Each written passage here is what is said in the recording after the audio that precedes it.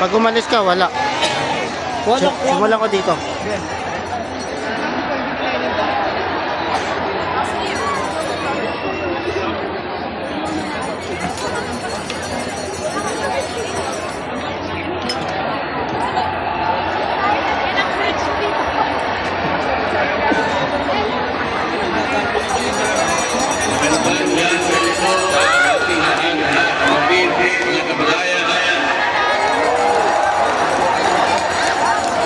Okay, buti pa kayong lahat.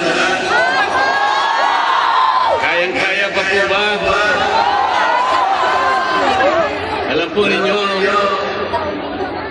ang isang malayang pagpapahayag at maramihang pagkatipon, kagaya ng ating ginagawa ngayong gabi, ay kapwa karapatan na pinoproteksyonan ng ating saligang batas.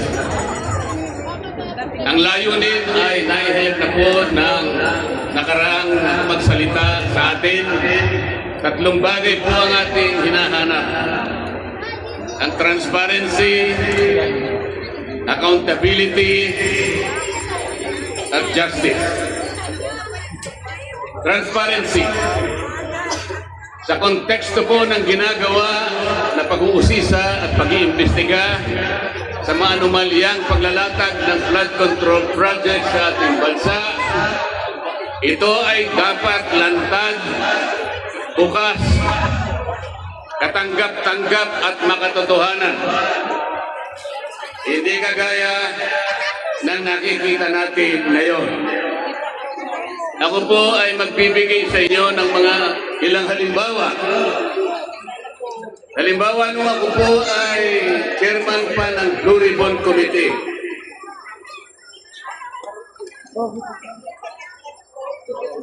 Ipinasya ko po na gamitin natin yung batas na nauukol sa Witness Protection Program dahil po napakahirap talagang magturo, maglantad, tumukoy, lalong-lalo na yung mga mastermind ng kawalang hiyang ito.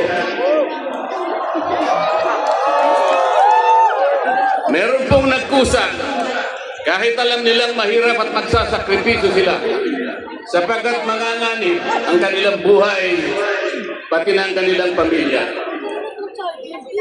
Ang tinutukoy ko po ay ang mag-asawang Diskaya. Para sa ganon ay makatulong sila sa Estado na hanapin natin kung sino yung utak, kung sino ang mastermind. Hindi pa po nakapagsisimula ang proseso. Vlogger ka, di ba? Ay pinagsikapan na po na sila ay pigilan.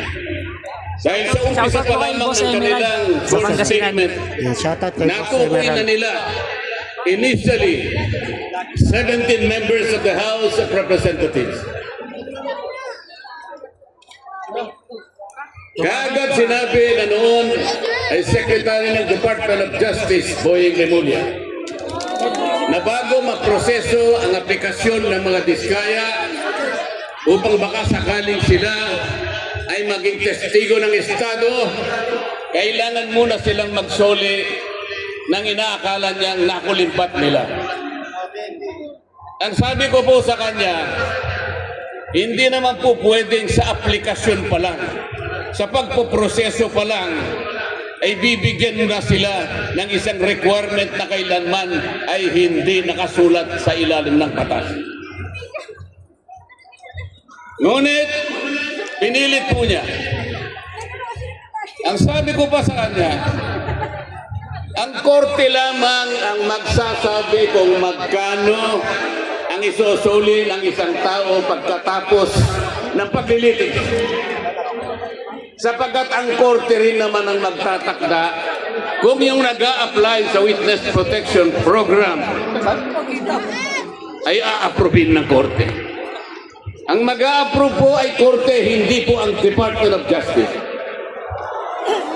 Ngunit dahil ayaw po nila, natatakot sila na baka sakaling magsalita pa ang mga Diskaya hanggang ngayon ay hindi nila pinapayagang ang proseso para sila ay makapag-apply. Isa ito sa paraan para sa ganon ay hindi matupad ang transparency. Mamaya po ipaliliwanag ko po lalo ang bahagi na yan. Ang isa pa po na testigo na inaakala ko na pinakatotoo, the most credible witness ever produced by the Blue Ribbon Committee, Orly Gutesa. Siya lamang po ang tumukoy at kumonekta sa pagitan ni Saldico at ang dating speaker, Martin Romualdez. Wala na pong iba. Wala na pong iba. Natakot silang lahat sapagkat totoo ang sinasabi ni Orly Gutesa. Ano po ang ginawa nila? Ang pinagtuunan po nila ay hindi umano na peking notaryo. Paano po mapepeke ang notaryo? Tayo pong lahat saksi sa umiiral na mga pangyayari sa pagnotaryo. Pumunta kayo sa malapit na City Hall, makikita nyo ang nakalinyang mga notary public.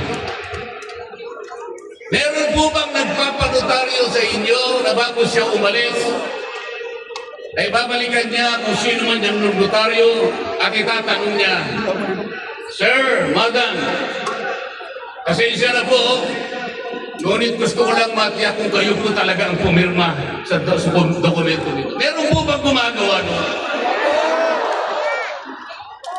Yun po ang kanilang ginagamit na dahilan para ilihis. Para sa ganun makaiwas sa tunay na tinutumbok ng kanyang mga testimony. Ganito po ang ginagawa nila para sa ganun ay sagkaan ang transparency. Mamaya po ipaliliwanag ko pa ang pangyayari nito. Pagkatapos ginawa po ang tinatawag na ICI. Ito po yung Independent Commission on Infrastructure. Tinatanong ko po paano naging independent ang ginawa nilang ito samantalang sila po ay humihingi ng tulong sa House of Representatives, humihingi ng impormasyon sa Senado, humihingi ng impormasyon sa Sandigang Bayan, sa mga korte at sa lahat ng mga opisina ng ating pamahalaan. Hindi siya independent. At hindi pinakikita yung kanilang proceedings. Mga ilang linggo nang nakararaan, nagsubmit ng affidavit ang dating Speaker ng House of Representatives. Meron po bang nakaalam sa inyo ng pangyayaring ito? Iniulat pa nila sa atin kung anong nilalaman ng affidavit ni Martin Romualdez? Wala po. Hindi po. Talagang gusto tayo ay hindi natin makita ang katotohanan. Ililihis, isisinsay ang katotohanan. Papayag po ba kayo sa ganitong patakaran? Mga kababayan, ang sinusuri, ang iniimbestiga na bilang ng mga flood control projects ay hindi bababa sa 9,000. Sa ngayon po, ang sabi po nila ay nakapagpalitaw na sila ng 500 ghost projects.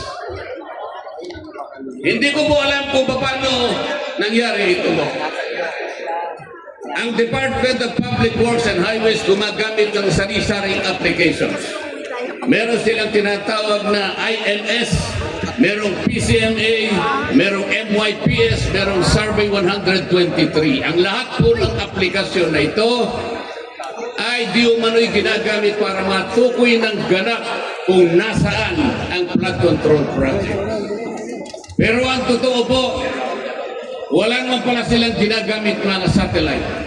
Yung sinasabi nilang real-time geotag na project ay marami po ang satellite. Kaya hindi po talaga natin kailanman madidetermina ilan ang ghost flood control project. Meron pa silang tinatawag na quality assurance units. Ito po ang opisinang ito ang nakasentro sa pagtingin sa kalidad sa pagkakagawa ng mga flood control projects. Ito ay mula sa kanilang central office, meron silang satellite office sa kanilang mga regional offices at ganun din sa mga district offices. Meron pa silang tinatawag na CPS. Ito po ay yung sistema para sukatin ang competence, ang kakayahan, ang kalidad ng mga contractors na gagamitin. Kung lahat ng pamamaraan na ito, kung lahat ng sistemang ito ay kanilang sinunod, kailanman ay hindi magkakaroon ng ghost projects. Ano ang ibig sabihin po nito? Hindi po nila sinunod ang mga tuntunin. Nagbulag-bulagan sila sa mga tuntunin.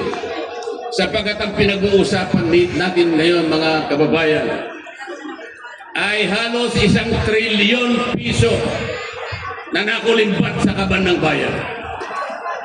Ito na po siguro ang pinakamalaking pagnanakaw sa kasaysayan ng Republika ng Pilipinas. Tama po ang mga sinabi ng naunang nagsalita sa akin. Kailangan po natin talaga ang transparency. Kailangan po natin talaga ang accountability. Kung walang transparency, hindi natin makikita, hindi malalantad sa ating lahat. Kung sino ang utak, kung sino pinuno, kung sino nag-isip ng lahat ng bagay. At kung hindi sila magiging accountable kahit kailan, ay hindi magkakaroon ng hustisya sa ating bansa.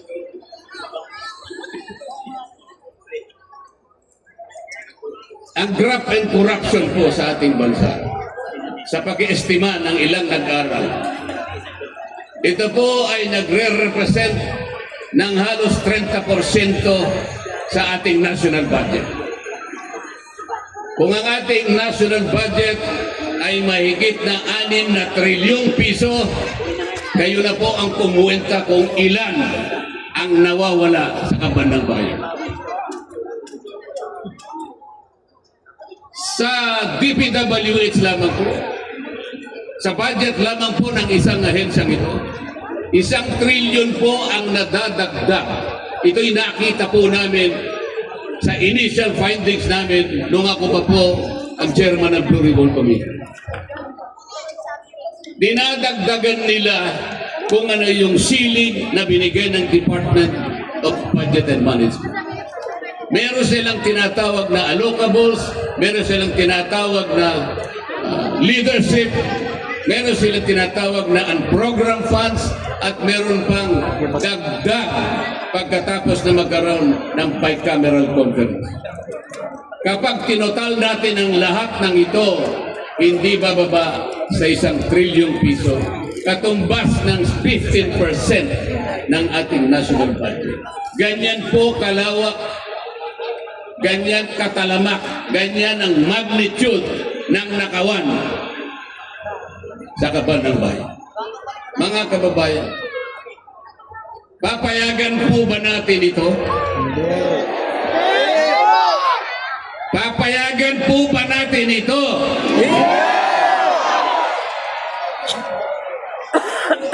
Ano po ang nangyari dahil ganito nga ang naging resulta ng mga pangyayari? Alam po ba ninyo kung magkano ngayon ang outstanding debt, ang pagkakautang ng ating bansa? Alam po ninyo kung gaano ang halaga ngayon na utang ng ating bansa? 17 trillion pesos. Katumbas po yan ng 63% debt to GDP ratio. Ano po ang ibig sabihin niya? Masyadong mataas po yung bahagdan, yung ratio ng ating pagkakautang sa ating national na pangkabuhayan. Ang ibig sabihin po niyan, pagka mataas ang ratio, nag-aatubili, nagkakaroon ng pag-aagam-agam, natatakot ang mamumuhunan sa ating bansa. Baka hindi tayo makabayad sapagkat masyadong mataas ang ratio. Pati po yung mga nagpapautang na pandaigdigan, nagmamasid na lang sila. Tinitingnan kung tayo makakabangon o hindi.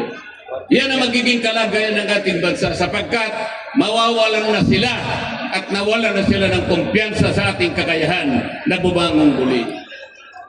Ang ibig pang sabihin yan, kung 63% ang ratio ng ating pagkakautang sa ating pangkalahatang kabuhayan, 63% ng ating kabuhayan ay nakalaan lamang sa pagbabayad ng ating utang. Ilan po ang matitira? 37% na lang ang gagamitin na panustos sa pangangailangan ng bawat isang mamamayan. Papayagan po ba natin ito? Alam po ninyo, mga babae, hindi lamang po tayo nakakakita nito. Ang mga kapitan ng mga industriya sa ating bansa, ang Philippine Chamber of Commerce and Industry, ang Federation of Philippine Industries, Management Association of the Philippines, European Chamber of Commerce of the Philippines, mga kinikilalang organisasyon ng pangangalakal at pagninegosyo sa ating bansa. Sila man ay natatakot, sila man ay nangangamba, nag-aatubili kung mamumuhunan pa. Ito ngayon ang kinasadlakan ng ating bansa. Yung pong namumuhunan na nagagaling sa iba't ibang bansa o ang tinatawag nilang foreign direct investment. Ito po ay napakamabisang asset na nagagamit natin para palakihin, para pasiglahin ang ating ekonomiya. Alam po ba ninyo kung anong nangyari? 40% ng dumarating na investment sa ating bansa ay bumagsak. 40% na mahigit. Ang sabi pa nila, at nabanggit na po kanina, ang ating stock market is the worst performing stock market in this region. Ang ating pera, ang ating piso na ngayon ay halos 60 pesos per $1. It is the worst performing currency in the region. Ang nangyari dyan at naging resulta po, kaya naging mababa pati productivity ng ating agriculture. Pati po, ang ating turismo ay naging matamlay. Pati ang ating kalakalan ay naging matamlay. Ito lamang ang nagiging bunga ng korupsyon sapagkat ayaw nilang ilantad at gusto nila ay makaiwas sila sa pananagutan. Ito pa po ang isang problema. Magkano po ang itinakda na budget para sa isang taon? Alam po ba ninyo, mga kababayan, kung magkano? 6.7 trillion pesos. Yan po ang magiging budget natin sa susunod na taon. Magkano naman po ang kikitain natin o tinatawag na projected revenue sa isang taon? 5 trillion daw po. Sa makatwid, mas malaki po ang ating gagastusin kaysa ating kikitain. Magkaka-deficit po tayo ng 1.7 trillion pesos na uutangin na naman natin sa susunod na taon. Ano po ang ibig sabihin nito? Yung 1.7 trillion na uutangin natin, mangangahulugan na tayo po ay mangungutang ng 142 billion bawat buwan. 4.7 billion bawat araw. O katumbas ng 197 million bawat oras. Hindi po ba kayo kinikilabutan, mga kababayan? Papayagan pa ba natin ito, mga kababayan? Hindi ba dapat ilantad lahat kung sino ang gumawa ng kawalang hiyaan na ito? Alam po ba ninyo kung ano sinasabi ng saligang batas? Tungkol sa bahaging ito na ating pinag-uusapan ng gabi. Yung graft and corruption. Yung paglilingkod sa ating pamahalaan. Article 2, Section 27 of the Philippine Constitution. The state shall maintain honesty and integrity in the public service and take positive and effective measures against graft and corruption. Dapat panatilihin ng Estado ang isang tapat at may integridad na pagsisilbi sa ating bayan. At kailangan maggawa ng positibo at epektibong pamamaraan upang labanan ang katiwalian at korupsyon. Yan po, yan ang sinasabi ng ating saligang batas. Pero ano po ang ginawa nila? Para lang mapagtakpan ang mga nagkasala, para makaiwas sa accountability,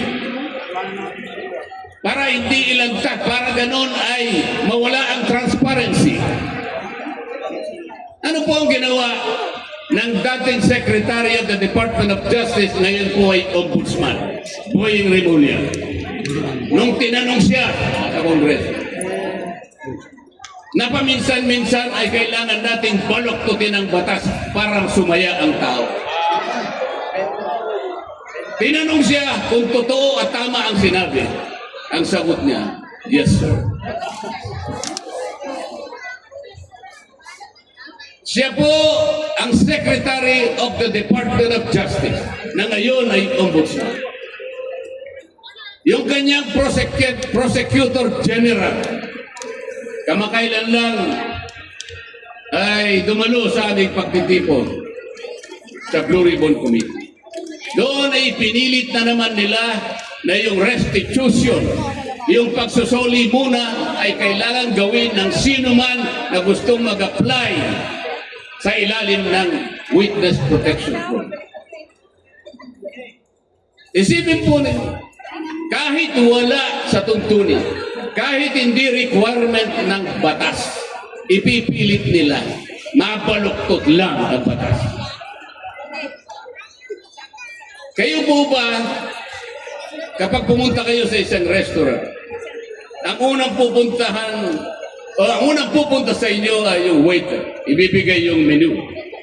Doon ay makakapamili kayo kung anong gusto ninyong kainin. Halimbawa po, ay pinili ninyo na iluto para sa inyo ay paksiw. Paksiw na bangus, halimbawa.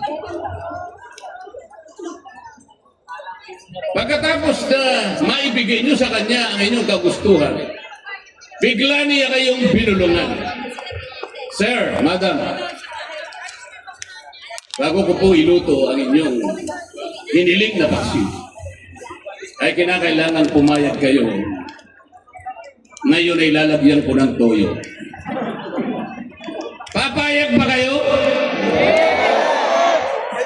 Eh, ang hiniling ninyo paksiw eh. Ang gusto ng Prosecutor General, kahit wala sa batas, ilalagay niya bilang isang requirement para lamang hindi mag-qualify yung tao na gustong tulungan ng gobyerno para usigin kung sino yung nagkasala. Yun po ba'y transparent? Transparent po ba yun? Pa-English pa siya. Akala niya siguro hindi nyo naiintindihan yung English niya kahit convoluted ang kanyang paliwanag. Ang totoo niya, mas marami pa sa inyo mas marunong mag-English kaysa sa akin. Justice! Lumabas ang video ni Saldico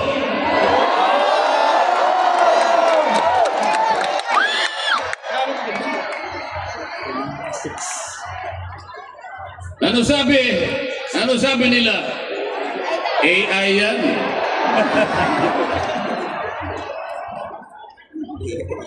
Ano? Sasagkain na naman nila yung transparency. Palalabuin na naman nila. Para sa ganon, yung accountability ay hindi natin may pipilit. AI ba yun? Yung AI walang anino eh. Nakikita ko yung anino ni Salvi ko.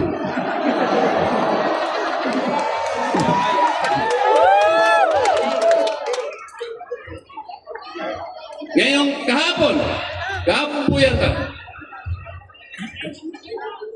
Dahil nakita nila yung paglalahad, yung video recording ni Salvi ko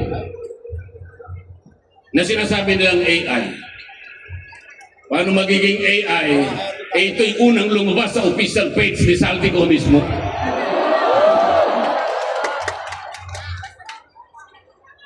Nagpalabas ng statement ang ombudsman. Ano sabi nila? Kahapon lang ito. O paano bago namin tanggapin yan? Kinakailangan na umuwi ka rito at paberipika mo yan. Siguro panutaryo mo yan. Gawin mong official yan. Lahat na po ng requirements ngayon ay kanya nilang hinihiling. Nakalimutan nila sa mismong charter ng ombudsman. Yung mismong batas na gumawa sa opisina ng ombudsman. Pwede kang maghain ng complaint sa anumang kaparaanan at anumang forma. Kahit anonymous tatanggapin.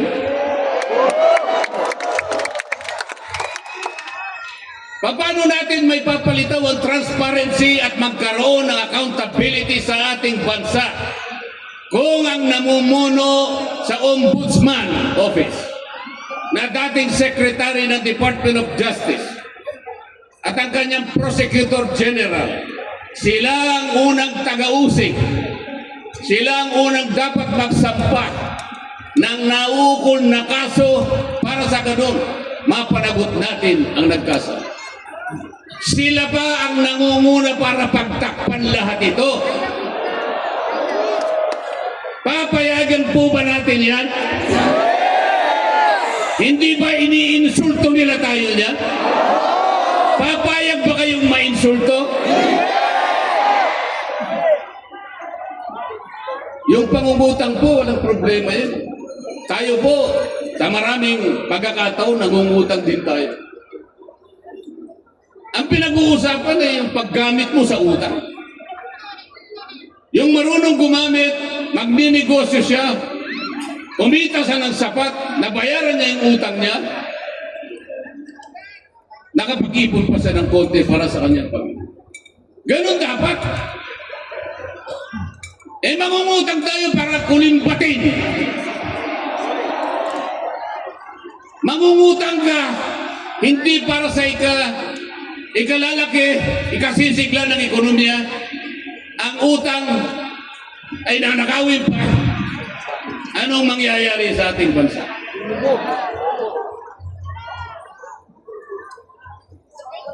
Mga kababayan,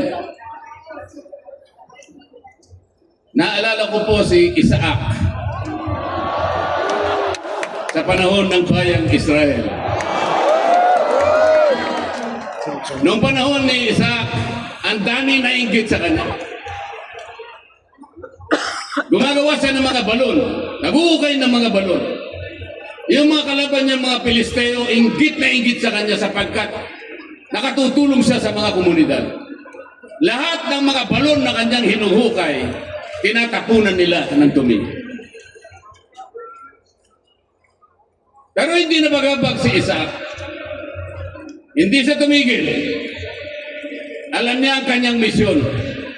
Alam niya ang kanyang pupuntahan. Marami sa atin ang kagaya ni Isaac, mga kababayan. Si Isaac hindi niya pinatos ang mga duming ipinupukol sa kanya. Ang mga duming itinatapon sa mga balon na kanyang ginagawa. Ayaw niya nang pansinin.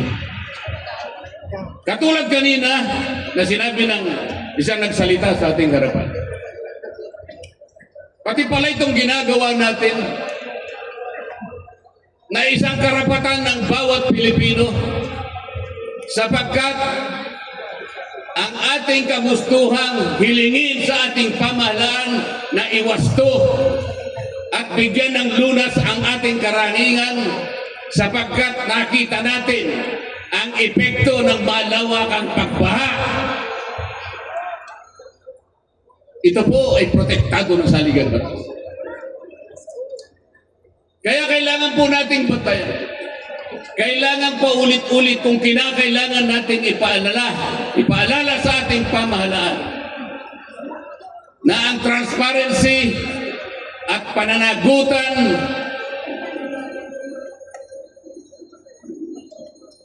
ay ito lamang ang tanging dahilan para tayo'y magkamit ng katarungan. At ang katarungan ito ay isang magdadala ng biyaya ng demokrasya na ating pagsasaluhan bilang isang bansa. Salamat po sa inyong pagkakaisa. Salamat po sa inyong pagkikiisa sa ating pamamahala. Mabuhay po tayong lahat.